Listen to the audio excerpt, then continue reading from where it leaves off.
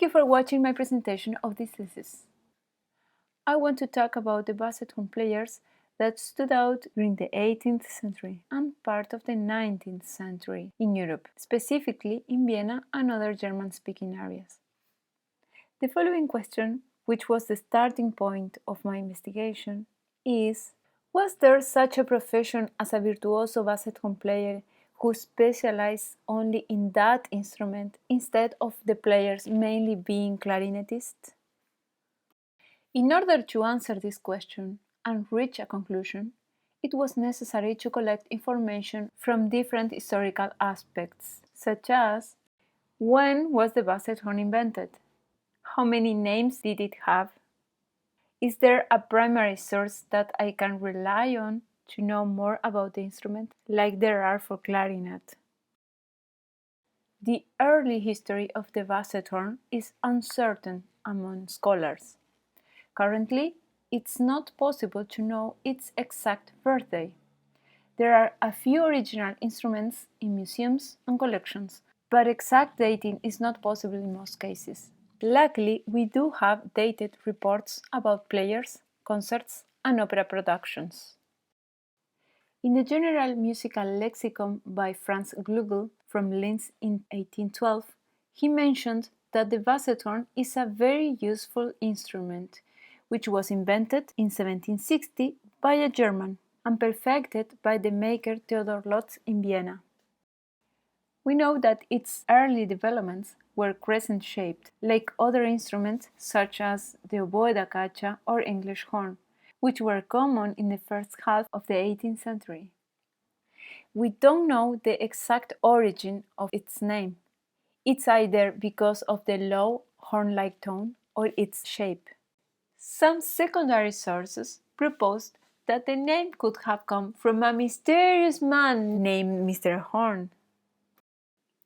The word basset or bassetto just meant a little bass instrument in the 18th century. The Basset horn changed forms from a crescent shape to an angled shape, and from 3 keys to 15 keys by the 19th century. During that transition, makers experimented with other shapes as well. In the clarinet family, the earliest clarinets were in D, and soon expanded to B flat, A, and C. But also large-sized clarinets appeared in the 18th century, like clarinet d'amore, basset horns, basset clarinet, and later the development of the bass clarinet as we know today. There is a close relationship between the basset horn and basset clarinet, which the Sears mention. Like the basset horn, the basset clarinet also expanded the range of the clarinet to include lower notes. The basset clarinet shared the same general range as a normal clarinet, but added extra notes from low E down to C. The development of the basset clarinet is attributed to Anton Stadler, a virtuoso clarinet and basset horn player, in collaboration with the maker Theodor Lotz and perhaps with input from Wolfgang Amadeus Mozart and another maker, Burkhard Titzel. The first known image of the basset clarinet is a drawing from a concert program of Anton Stadler in Riga in 1794. This image, although slightly inaccurate, was used by Erich Hoeprich to create the first modern reproduction, capable of playing Mozart's clarinet quintet and clarinet concerto. An interesting fact regarding the basset horn and basset clarinet is that in 1789 Mozart began writing a concerto for basset horn in G, but after only 199 bars, he abandoned the piece to complete it in 1791 instead, as a concerto for basset clarinet, which he wrote specifically for Anton Stadler. Mozart did, however, write many beautiful pieces for basset horn, and in fact the very first mention of the instrument appeared in his musical catalogue in 1768 under the name corno di bassetto.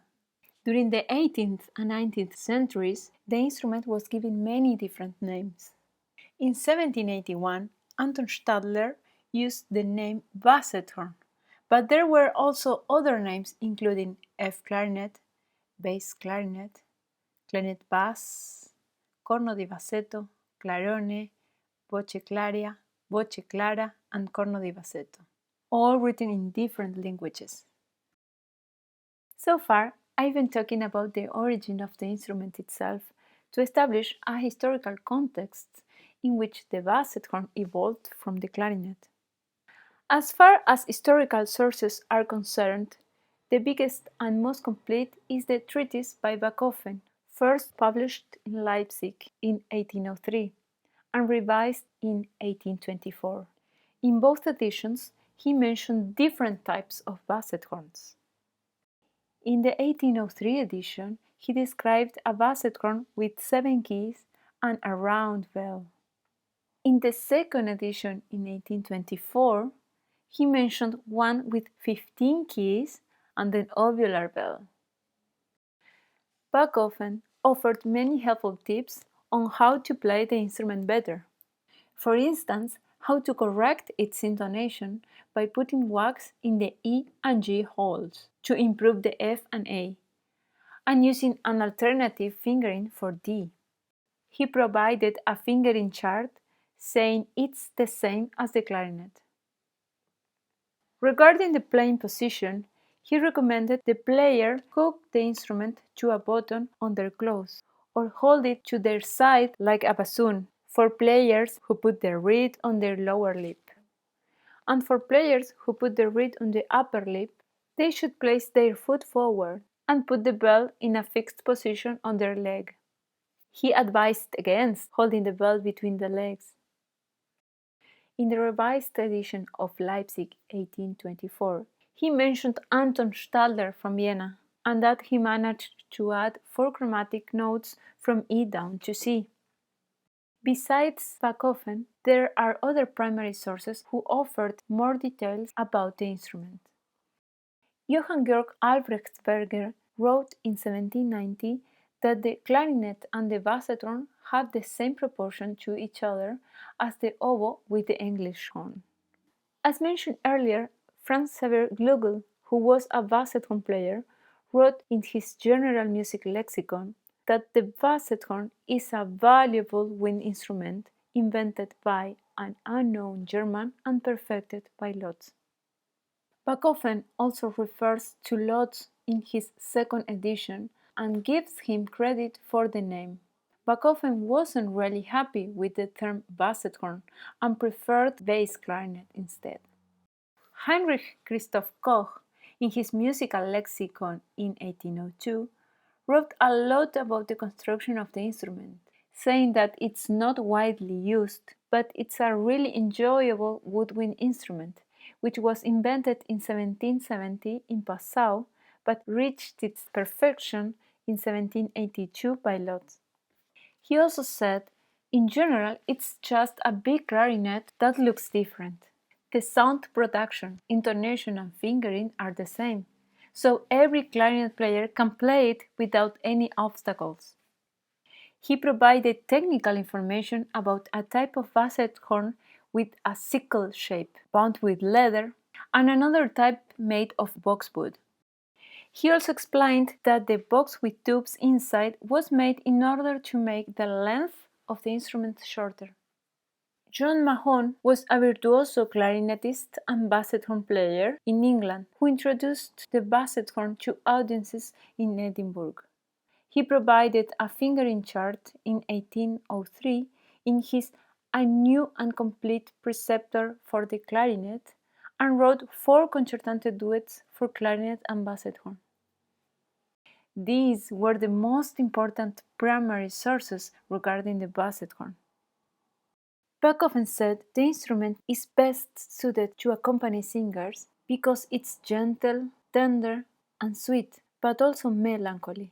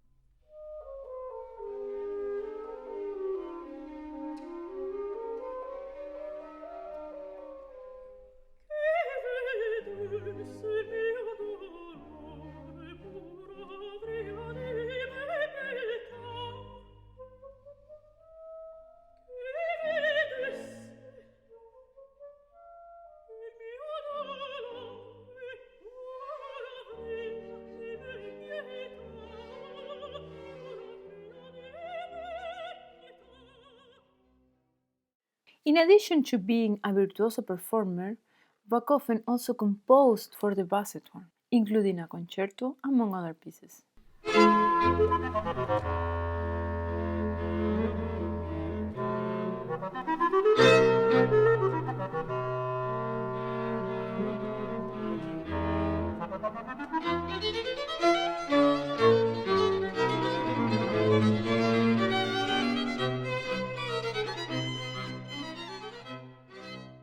Many other composers wrote for the instrument in different forms, such as concertos, solo pieces, trios, obligato parts within orchestral works, in harmony, and other chamber music.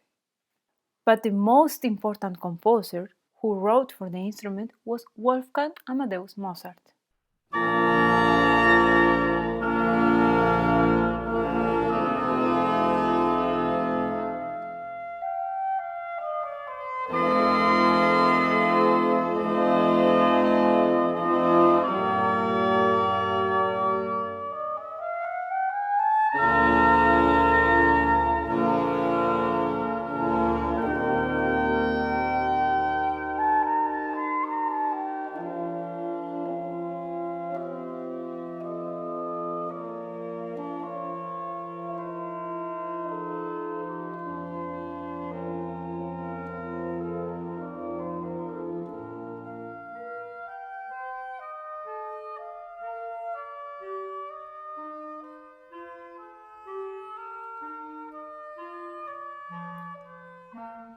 He wrote many different types of pieces and was particularly inspired by Anton Stadler. They were friends and fellow Freemasons, and Mozart wrote many of his Basset horn works specifically for Stadler to play. He also wrote works for Vincent Springer, who was another famous virtuoso at that time.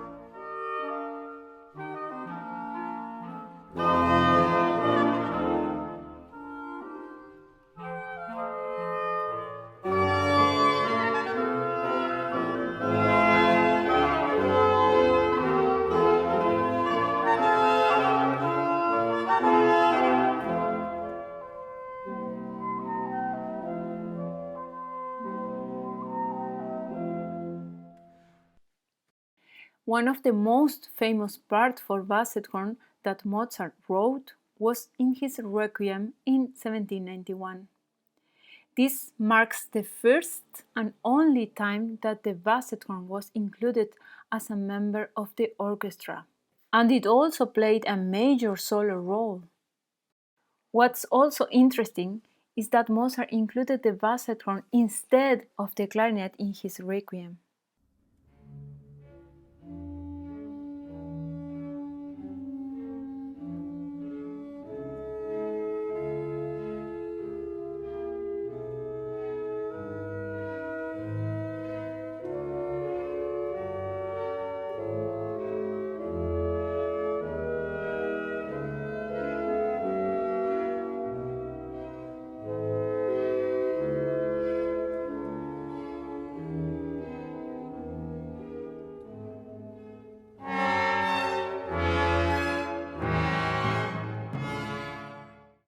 Aside from the requiem, basset horn parts are included in operas as an obbligato part meant to be played by the clarinetists.